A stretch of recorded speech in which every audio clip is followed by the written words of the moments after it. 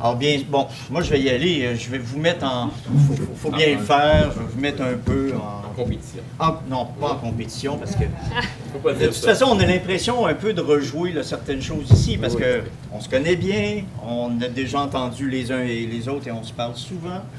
Bien sûr, dans la perspective qui est celle présentée par Magali, dans le cadre du travail qui est fait à l'ENAP, on voit bien à quel point, et tu me corrigeras Magali au besoin, mais à quel point le cadre institutionnel fait en sorte, l'ENAP étant une école d'administration publique, qui s'adresse dès lors à une clientèle bien précise, avec un mandat bien précis à l'intérieur donc de l'appareil d'État, ça vient exercer une contrainte majeure sur le type d'intervention qui est fait et et ma question serait, et qu'il est possible de faire, oui, par les intervenants en éthique, et qui fait en sorte que la construction du cadre théorique, la manière d'aborder la question de l'intervention, et c'est un peu une question, est déjà, pour l'essentiel, campée par le mandat qui est celui de l'école, celui qui vous est attribué. Alors que, deuxième volet, André, la position, bien entendu, du professeur d'université libre que nous sommes, en général, par rapport à l'intervention, je dis bien, par rapport à l'intervention, fait en sorte que nous, dans nos universités, nous n'avons certainement pas de commande particulière en ce qui a trait à l'intervention. De toute façon, il faut reconnaître et être bien conscient que, comme philosophe, faire de l'intervention terrain, c'est quelque chose de tout à fait, je dirais, inusité et, je dirais même, pour certains de mes collègues, incompréhensible. Parce qu'on se fait, et certainement qu'André se fait poser la question aussi, et d'autres avant nous, Georges l'a vécu, mais alors là, très sérieusement, comme initiateur un peu de ce type de mouvement, on se fait poser la question, mais qu'est-ce que tu fais là, dans des organisations? Qu'est-ce que tu fais là, à intervenir dans l'administration publique? Tu vas quand même pas leur enseigner Kant, tu vas quand même pas leur enseigner Aristote. Et non, Dieu merci, c'est pas ce qu'on va faire. Mais quand même, on a cette liberté de choisir les lieux d'intervention. Les contraintes ne sont pas les mêmes au point de départ sur les modèles que l'on peut convoquer et les perspectives que l'on peut mettre à l'œuvre pour guider nos interventions. Oui, non. Oui, vas-y, allez-y. je me mets en retrait. Non, mais non, je suis tout à fait d'accord. Est-ce que vous m'entendez? Oui, OK. En fait, je ne sais pas si c'est à la fois l'institution qui dicte un peu notre approche et les limites qui vient encadrer notre intervention, mais c'est aussi la clientèle qui vient chercher des services à l'ENAP. Je pense que c'est pas... si on va cogner à la porte de l'ENAP, on n'arrive pas avec la même motivation que si on va cogner à la chaire d'éthique ou à l'IDEA. Je pense que les gens savent que quand il y a des approches différentes et on n'est pas dans une perspective philosophique vraiment pas du tout. Je n'ai personne dans mon équipe d'intervention qui a une formation en philosophie. Donc nécessairement, les besoins sont pas les mêmes. Et souvent, en fait, je trouvais intéressant, puis je pense que c'est vraiment ce qui nous distingue. On travaille beaucoup plus de manière macro dans les organisations à développer des dispositifs qui vont permettre éventuellement une réflexion éthique. Donc, on travaille beaucoup plus au niveau des structures. Dans notre pratique, analyser une situation problématique, ça arrive pratiquement pas. Donc, les gens ne viennent pas solliciter une aide dans un processus réflexif ou décisionnel. Ils nous demandent davantage de savoir comment je fais pour mettre en place un comité d'éthique. Donc, on est vraiment, quand on parle des plombiers de l'éthique, je pense que ça nous va très bien. On travaille à développer des structures, à mettre les conditions gagnantes pour que, justement, la réflexion éthique puisse avoir lieu. Donc, je pense que c'est vraiment la position où on travaille, est vraiment différente. OK. Alors là, il ne faut pas limiter. Alors, on va pas limiter. Je suis mieux avec pas de micro. D'abord, il faut dire, c'est vrai que ça fait plusieurs fois qu'on fait le même débat avec Magali et autres. Là, comme je vais être en désaccord, il faut que je mette des balises. Hein?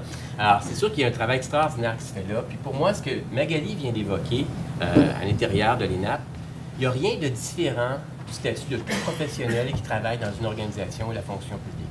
Travailler avec un psychologue industriel, puis vous allez voir quelle commande s'est passée par l'organisation pour faire du renforcement des comportements à l'intérieur de l'organisation sans remettre en question cette organisation-là. Et le professionnel, le psychologue, va toujours, à l'intérieur d'une organisation, va toujours être à cheval sur les deux. Son identité professionnelle, jusqu'où il peut aller, et sa loyauté à l'égard de l'organisation, jusqu'où il va aller, cette organisation-là.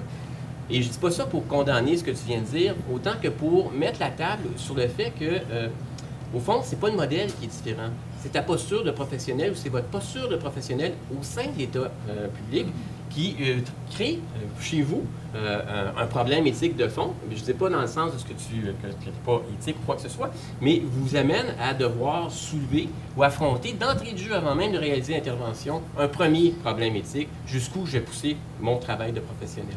Je trouve ça intéressant ce que tu dis, mais pour moi, il n'y a pas le travail que vous faites à l'ENAP versus le travail que les gens vont faire au privé ou que les consultants vont faire au privé. Il y a un travail remarquable que vous faites en travaillant en partant même sur un problème éthique de fond, loyauté ou affirmation professionnelle de votre geste. Et c'est là que je trouve ça intéressant, parce que malgré tout ça, tout le travail qui a été fait dans les dernières années au sein de la fonction publique québécoise. L'autre truc que tu disais, puis je vous laisserai, si vous voulez en mettre ou me relancer, tu disais que, là, c'est vrai qu'il y a un corporatisme que vous allez voir, je sais pas, on va dépasser. Tu disais qu'il n'y a pas de philosophe dans votre équipe, et pour moi, je ne sais pas si les philosophes doivent avoir le label, mais ce que tu viens de le mettre sur la table, c'est tout le problème de c'est quoi une formation en éthique pour les consultants en éthique. J'ai eu des débats avec Luc aussi et d'autres. Là, on vient d'avoir une loi au Québec sur l'éthique en milieu municipal. À peu près tout ce qui bouge d'éthiciens est allé dire à l'Assemblée nationale en commission parlementaire qu'il ne fallait pas mêler l'éthique et le droit. Alors, ils ont fait quand même une loi sur l'éthique. Et je suis allé former des gens sur le terrain en milieu municipal, malgré mon désaccord avec la loi sur l'éthique, parce que je pense qu'il faut travailler à partir des terrains, encore une fois. Mais il n'en reste pas moins qu'ils ont fait un fameux coup de cochon, parce que ce qu'ils sont allés faire, c'est le gouvernement, dire que ceux qui allaient être les répondants en éthique de l'appareil public, pas dans l'intérieur de l'appareil public, mais en milieu municipal, c'est des avocats. C'est des notaires, puis des avocats. Excusez, là, je ne sais pas s'il y en a dans la salle, mais je ne reconnais aucune compétence professionnelle à un avocat en matière d'éthique. Aucune. Je pourrais l'appuyer encore plus solidement si vous le souhaitez pour polémiquer un peu. On peut ouvrir la porte en se disant, mais qui a cette compétence professionnelle-là? Je ne sais pas. Bien sûr, j'ai mes petites idées, d'autres dans la salle les auraient, mais il se pose actuellement tout un champ professionnel qui est en train de s'ouvrir. Mais c'est quoi être compétent pour former en éthique? S'il n'y a personne qui a répondu à ça, puis ils sont en train de former tout le monde. Un sacré problème, quant à moi, dans le vouloir mettre sur le terrain des outils sans les avoir réfléchi, ces outils-là. Et je me disais aussi, dans ce que tu évoquais, en disant on fait surtout dans l'infrastructure, j'arrête là-dessus, je pense que l'infrastructure, c'est important en éthique. On ne peut pas intervenir auprès des personnes sans intervenir, sans avoir une perspective d'infrastructure. Même récemment, à la chaire, beaucoup d'étudiants étaient étonnés que j'ai signé une lettre dans un journal avec Luc, avec Yves Boisvert au mois de novembre dernier pour réclamer une plus grande infrastructure québécoise et insister sur l'importance de contrôler les comportements, malgré ce que je viens de vous dire là. Et moi, je ne vois pas de hiatus avec une posture d'intervention en éthique. Plus les infrastructures vont permettre de la transparence, d'un accompagnement, une clarification des enjeux, mieux on va être pour travailler dans la fonction publique auprès des professionnels. Donc, travailler sur des infrastructures, ça m'apparaît essentiel. Mais c'est toujours avec le regard de l'éthique, de se dire quelles sont les infrastructures qui vont nous permettre de former des gens, les accompagner et les aider à clarifier les enjeux de valeur. Mais juste pour répondre, en fait, je pense qu'on s'entend vraiment beaucoup sur l'importance de... Est-ce que ça fonctionne? Oui. Moi, on n'a pas l'impression que ça fonctionne. Donc, l'importance, mais c'est peut-être le bout qu'on ne fait pas à l'ENAP, justement, d'aller... On en fait une partie, mais on ne fait pas tout.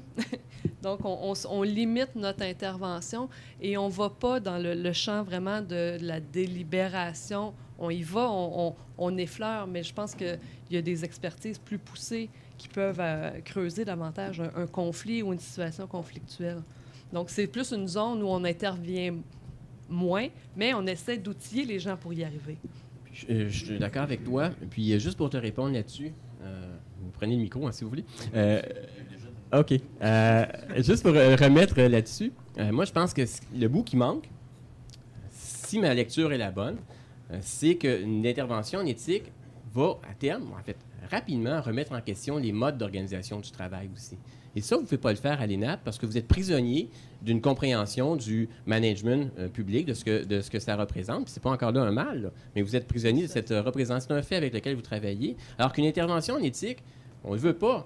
Mais quand on commence à dire aux professionnels qui peuvent penser, quand on commence à dire à l'organisation qu'ils peuvent accompagner des gens qui pensent, bien forcément, on est en train de faire monter la sauce pour qu'il arrive qu'il se passe quelque chose. Et forcément, à l'intérieur des organisations, les gens commencent à questionner les modes d'organisation du travail. Et c'est comme ce bout-là qui manque en quelque part dans les perspectives. Et là, on le voit de plus en plus sur l'identité professionnelle, sur les modes d'organisation du travail, comment on peut réfléchir à ces situations-là. Quelle différence on peut établir entre morale, déontologie et éthique? Là, j'avoue que j'ai bien vu l'hémisphère droit, l'hémisphère gauche, mais je ne suis pas sûr d'avoir très bien compris quelle est la part de chacun des éléments dans le système régulatoire. Avec une véritable préoccupation, qu'est-ce qui entre dans le domaine de l'éthique, de la morale ou de déontologie? Et puis une question également pour André. J'ai été particulièrement intéressé par la notion de retenue axiologique. Et alors, j'aimerais savoir qu'est-ce qui est retenu? C'est quoi qu'on retient? Merci. Qui peut commencer? En fait, la distinction dans les modes de régulation, vous avez vu, là, il y avait l'autorégulation et l'hétérorégulation. J'ai passé vite là, sur les définitions des différents modes de régulation, mais c'est justement, en fait, toute ce qui nous posait problème, justement, c'est tout le fait que chaque mode de régulation est teinté des autres modes de régulation, et c'est probablement la situation, ce que vous évoquez, là, dans le fond, c'est quoi la différence entre l'éthique, la déontologie, les mœurs et la morale? Donc, si je me souviens bien, c'était vraiment la déontologie, les mœurs, c'est morale, déontologie. Mœurs, je vois à peu près. OK. Donc, vraiment, la morale, et c'est vraiment M. Legault qui nous a guidés dans cette clarification conceptuelle des différents modes de régulation. Et la morale, c'est vraiment, on l'a positionné comme étant le mode de régulation hétéronome le plus fort, le plus puissant, en fait, parce qu'il vient... Et chaque mode de régulation il y a des motivations qui sont variables en fonction des différents modes de régulation. Et je vous dirais aussi, il y a toute la crainte de la sanction qui est reliée à chacun des modes de régulation, qui vient lui donner un peu son orientation plus ou moins hétéro-régulatoire. Donc la morale, quand on veut faire partie d'un groupe, pardon, ou d'une société, c'est vraiment un mode de régulation très, très fort qui est non négociable. Donc, ce sont des valeurs et des principes vraiment fondamentaux souvent qu'on ne questionne même pas tellement, qui sont ancrés dans notre pensée, dans nos façons de faire. Donc, c'est très, très puissant comme mode de régulation. Et c'est ce qu'on développe là, vraiment de l'enfance jusqu'à l'âge adulte. Donc, c'est vraiment... et c'est imprégné des autorités qui font figure là, de légitimité dans une société. Donc, c'est vraiment des modes de régulation très, très forts, avec des valeurs... on passe vraiment de valeurs à principes, là, vraiment, où c'est moins négociable. Alors que la déontologie... on est plus au niveau... et je mentionnerais aussi qu'au niveau de la morale, c'est pas écrit nécessairement. Hein? C'est vraiment... c'est dans le vécu, mais il n'y a pas de norme morale écrite. Alors que dans la déontologie, alors à ce moment-là, on se rapproche un petit peu plus de l'autorégulation. C'est un peu moins puissant. C'est tout aussi puissant si on veut faire partie d'un ordre professionnel et y rester. Donc, c'est notre motivation qui est différente. Une motivation dans une perspective morale et une motivation dans une perspective déontologique va être différente. Et à ce moment-là, la crainte de la sanction, c'est de ne plus faire partie d'un groupe, d'une organisation, d'un groupe professionnel. Donc, ça, c'est différent. Mais on est quand même dans une hétéro-régulation parce qu'il y a des règles, des normes et des sanctions. Alors que dans une perspective éthique, l'autorégulation vraiment provient de l'individu. Donc, il y a vraiment une volonté, une maîtrise de soi. On fait appel à la maîtrise de soi pour réguler sa conduite et ses choix. Donc, on est vraiment dans une autre optique. Et là, c'est plus une autorité extérieure qui vient nous dire, nous dicter quoi faire ou quoi ne pas faire, mais c'est vraiment, ça provient de nous et du sens de la responsabilité que l'on a. Mais en même temps, l'éthique, on est des individus qui vivent en collectivité, donc toute l'importance des valeurs partagées prend son sens là, dans une perspective éthique. Donc, je ne sais pas si j'ai répondu à votre question. Je vais m'approprier les deux questions, je ne peux pas m'empêcher.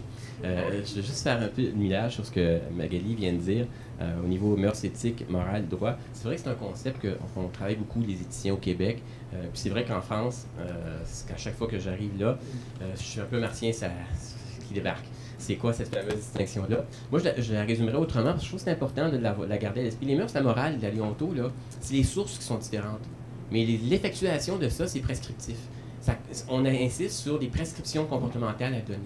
Je renvoie l'éthique dans la perspective de Ricard et d'autres, et on pourrait faire le débat. C'est cette dimension d'abord réflexive ou de réflexion, pas juste la personne, le sujet, c'est là que j'aurais un désaccord avec Magali, mais de réflexion sur des enjeux de valeur. Donc au-delà du sujet dans des situations. Puis on peut y décliner à partir de la poésie aristotélicienne jusqu'à aujourd'hui, mais on n'est pas dans une perspective prescriptive, on est dans une perspective que moi j'utilise en disant réflexive sur les valeurs et les normes, mais dans un autre débat.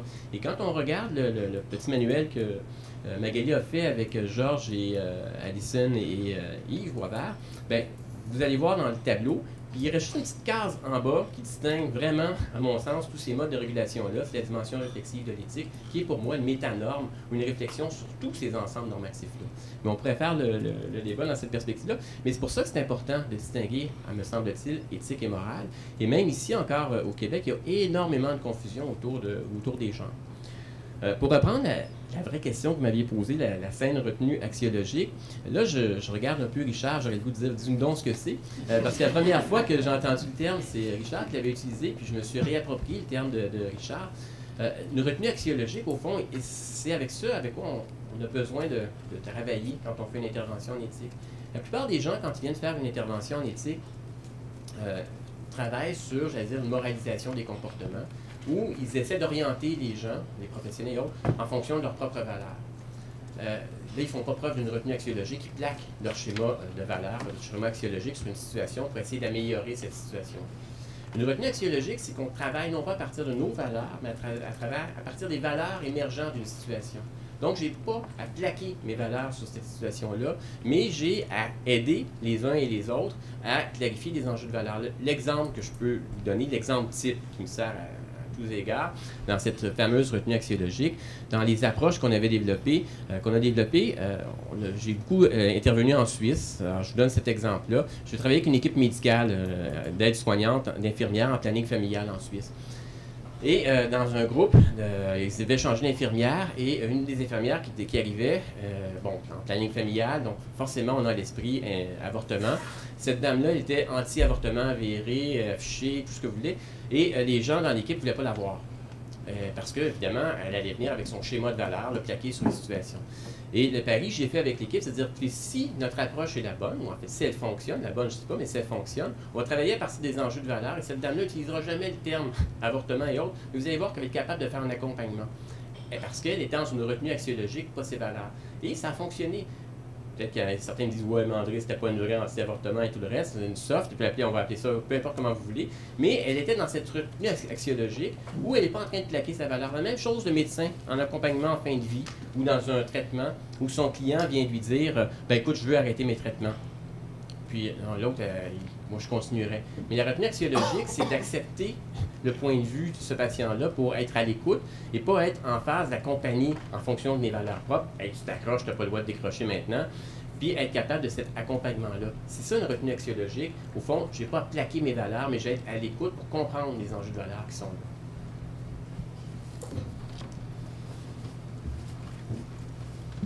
Autre intervention, oui. Oui. Ça fonctionne? Oui. Oui. Moi, j'aurais une petite question. Vous parlez de l'intervention éthique d'un intervenant qui arrive dans un milieu, une institution. Je suis conseillère en éthique pour un C3S. Je suis employée. Et là, je me rends compte que j'ai mis un peu la main dans un panier de crabes. Je voulais un peu avoir vos commentaires parce que là, je suis vraiment employée, donc je suis dans l'organisation. Je vois ça, ça peut être très positif comme moteur de changement. Ça peut être un frein aussi, c'est-à-dire que si le rapport ou l'analyse ou ce que je fais dans une équipe, ça déplaît, ça peut remonter. On s'assure d'une neutralité, on s'assure de ne pas avoir de lien avec personne, mais nécessairement, on est dans une institution. Donc, comment l'intervention peut être? Je veux juste vous entendre là-dessus un peu.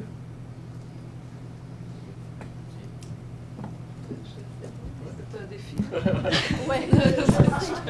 C'était pas ça la réponse. Non, c'est un gros défi auquel vous faites face, mais... Je pense que partout dans toutes les institutions, en fait, ma petite expérience, puis je sais qu'il y a beaucoup d'intervenants dans la salle qui auront chacune leur propre réponse à ça, vous n'irez jamais plus vite que l'institution peut aller. Au fond, c'est la première chose à retenir comme réflexion. Là. Peu importe où là vous voulez amener votre institution, C3S ou autre, si elle n'est pas prête à y aller, vous allez faire des petits pas, vous allez installer des protocoles, vous allez installer des manières de faire, mais vous ne pourrez jamais aller plus vite. Ce que notre petite équipe avons développé au fil des ans comme manière de faire, souvent, puis je pense que c'est transposable dans un paquet de situations d'organisation, c'est la politique des petits pas. Travailler avec des petits groupes, ceux qui sont prêts à avancer à l'intérieur d'un service donné et utiliser ce service comme cheval de Troie de l'organisation pour commencer à construire des métamorphoses dans l'organisation sans être dupe sur les tensions qui vont s'installer au sein de votre organisation parce que forcément ce petit service-là va finir par essaimer. Mais pour le reste, il faut avoir un esprit politique quand on fait avancer ça dans l'organisation, mais il n'y a pas de recette magique là, dans ce que vous évoquez. Sinon que, je vais dire, on compétit avec vous parce qu'on sait très bien les tensions qui vont s'installer au sein d'une organisation. Récemment, il y avait des organisations qui m'interpellaient, puis pour installer des infrastructures éthiques, là, comme je disais à mon équipe, j'ai commencé à vieillir un peu, à m'assagir. Je dis non à plusieurs reprises maintenant, parce que souvent le mandat arrive, écoutez, là, on est en réforme d'organisation de services, on n'a pas de budget, 6 mois, il faut changer la baraque, 3000 personnes. Ben là, non, on ne lâchera pas. Oubliez ça, vous ferez ailleurs parce que je regarde au service de police de Lausanne, qui pour moi, je reviens souvent avec ce petit bijou-là, parce que c'est un privilège qu'on a eu de travailler là. Là, ça tire à sa fin l'intervention, mais ça s'est étalé sur 2001 à 2012, 11 ans au sein d'une organisation avec des budgets que ici on qualifierait d'éléphantesques. Alors, on a pu modifier complètement la structure d'organisation du travail à l'intérieur du cadre policier et aussi le statut professionnel. C'est peu, puis tout n'est pas parfait parce qu'actuellement, si on met fin à notre mandat, ça grince à droite et à gauche, donc on ne se dira pas qu'on a refait l'histoire. Mais juste là, ça a pris 10 ans pour arriver à amorcer des changements qui ne sont pas encore tout à fait finis. Dans la littérature sur les changements organisationnels, on parle souvent de 20 ans pour organiser, pour assumer un changement d'organisation. Il ne faut pas désespérer. Les répondants en éthique ont commencé à SMI au Québec en 2000, ça fait 10 ans. Puis je suis à peu près sûr, Magali me corrigera, mais que la plupart des répondants, en tout cas moi ce que je vois dans les séminaires et les conférences, ne savent pas encore vraiment ce que c'est que cette bibite-là en éthique. Alors, il y a encore de l'espoir, je pense qu'il y a encore une dizaine d'années, mais dans votre cas, c'est essentiellement de se dire qu'il faut être modeste dans la commande. Je dirais le sens politique, stratégique et même tactique. Il faut vraiment aller chercher ses alliés, oui, tout à fait. Et ça, c'est important. Puis souvent, on a tendance à travailler en vase clos. Hein? On a un projet, puis on le mène. Mais d'aller voir qui sont nos alliés dans l'organisation pour pas que ça repose uniquement sur les épaules d'une seule personne. Donc, de se trouver des alliés, ça, c'est probablement la meilleure stratégie. Merci. aurait le temps pour une autre intervention, si quelqu'un a une question, commentaire. Oui, alors. Dans le dialogue que vous avez eu tous les deux au début, il me semblait qu'il y avait un enjeu qu'on pourrait nommer comme ceci. Jusqu'où est-ce que l'intervenant en éthique peut questionner la demande qui lui est adressée? Ben, moi, quand je parle d'éthique, je fais souvent cette distinction-là et je vous cite constamment. Donc, de clarifier la différence entre la demande et le besoin. Hein? Donc, je pense que André aussi l'a abordé, là, toute cette...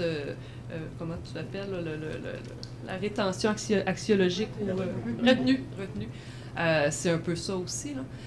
Mais vraiment de voir jusqu'où on peut aller, et dans la présentation que j'avais faite à l'ACFA, j'avais axé un petit peu plus justement sur comment c'est important au début d'un mandat de vraiment prendre le temps de voir si c'est le go, no go.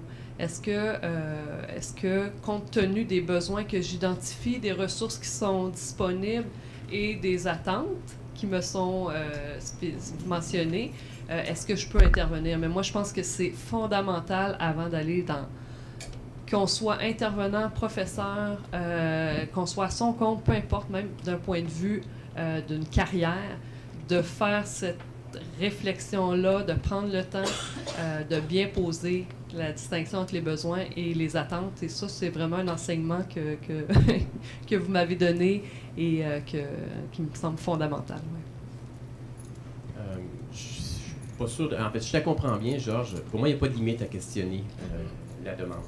Puis c'est la même chose pour tout professionnel. C'est vraiment éthique. Mais comme avocat, le client arrive dans ton bureau, faut que tu questionnes cette demande-là, que tu distingues le besoin, la demande, comme Magali vient de le dire. Mais il me semble-t-il, puis là, on pourrait ouvrir un autre débat, il me semble-t-il que c'est l'enjeu même du professionnalisme que de questionner la demande. C'est le premier geste du professionnel, ce que moi je qualifierais d'un vrai professionnel, c'est qu'il va s'intéresser à la demande, à distinguer la demande des besoins, puis à se dire ensuite jusqu'où je suis prêt à aller, moi, comme professionnel, pour répondre à cette demande-là, et jusqu'où cette demande-là m'apparaît légitime. Et là-dedans, il n'y a pas de bonne réponse. Si je m'installe dans mon cursus pragmatique, c'est la situation qui va le commander. Et ma lecture avec la personne de la situation qui va pouvoir être différente d'un autre professionnel. Et je n'aurais pas à être, moi, furieux contre l'autre professionnel parce qu'il accepte le mandat. Ben, vas-y. Ça va. Puis je fais la transposition parce que j'ai souvent le débat à la maison, parce que j'étais avocat dans une vie antérieure. Est-ce que j'aurais défendu n'importe quelle cause? Bon, moi, je dis souvent oui. Puis ma blonde me regardait pas les causes de viol, toujours. Je dis, oui, il me semble, même si je n'ai pas fait de droit criminel, pas les mauvais boss. Ben, même si je suis du côté syndical en général, ben, pourquoi pas, peut-être que... Mais ça dépend de la légitimité. Et puis, dans cette perspective-là, il y a une réflexion à y avoir. Donc, oui, comme professionnel, questionner la demande, puis il n'y a pas de limite à ce questionnement-là, me semble-t-il. Bien, très bien. Alors, merci beaucoup, André et Magali, pour cette...